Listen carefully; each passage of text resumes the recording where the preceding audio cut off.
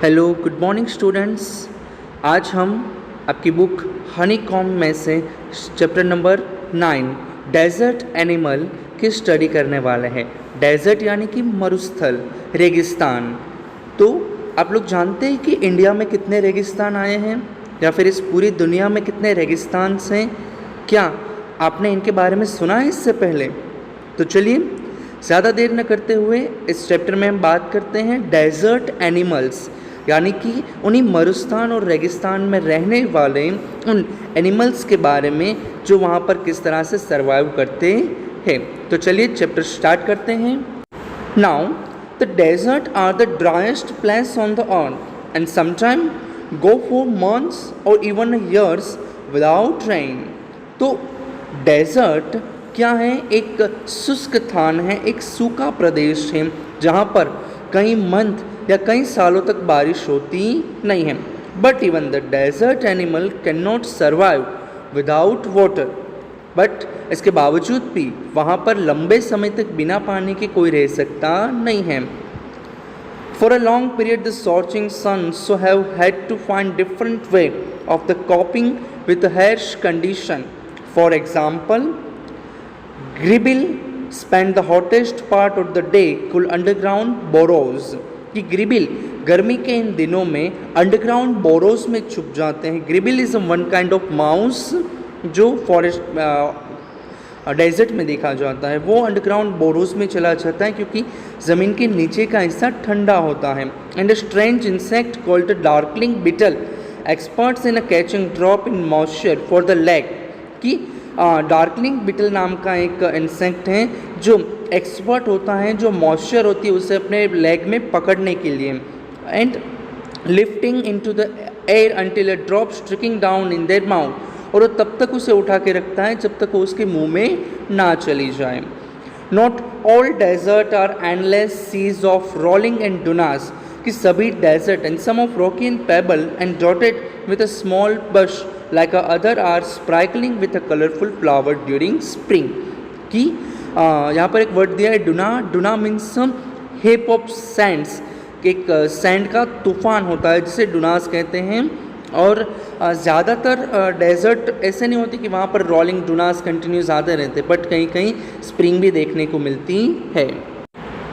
There are more than 2300 different kind of snake around the world.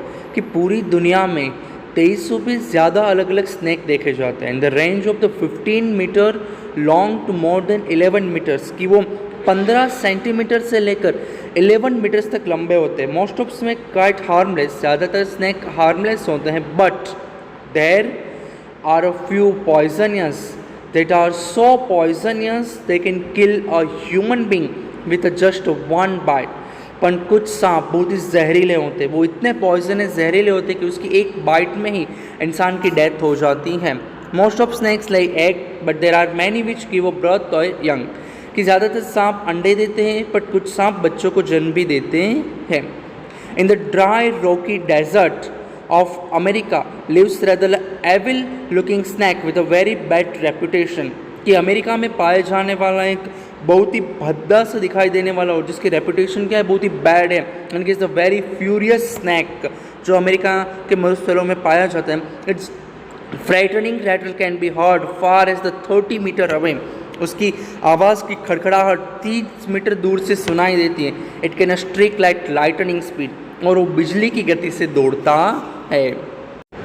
आगे, but the rattle snake or rattles it is sometime called. कि जो rattle snack है, जिन्हें rattles भी कहा जाता है, prefer to avoid the people if the possible can. वो ज़्यादातर लोगों से दूरी बनाना पसंद करता है। It holds still upright and rattles and whenever it disturb. कि ज़्यादातर वो अपनी पूंछ ऊपर कर देता है जब भी उसे परेशानी या कोई डिफ़िकल्टी दिखाई देती है। एंड इस hope that the introducer will go up. और वो इस तरह से चेतावनी देता है कि जो भी आक्रमणकारी इंट्रोड्यूअर है वो वहाँ से चला जाए।